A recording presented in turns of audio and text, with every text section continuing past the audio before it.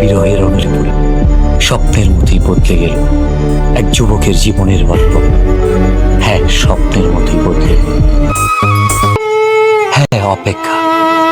নিকোটিনের দোয়ার আড়ালে ভেতরের পড়ে যাওয়া হৃৎপিণ্ডের আত্মচিৎকারের পরে তাকে আমার করে পাওয়ার অপেক্ষা। কিন্তু না, সে আর ফিরে আসেনি।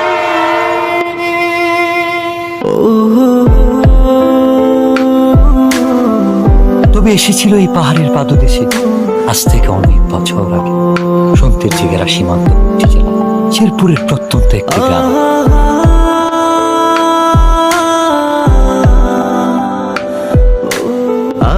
কে এই অতিথি, কে এই কিশোরী, কে এই মায়াবিনী?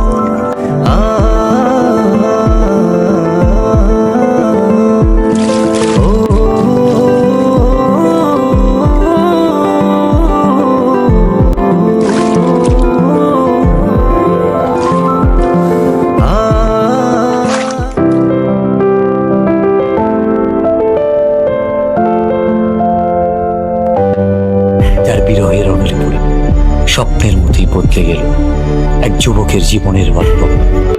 হ্যাঁ, স্বপ্নের মতোই বদলে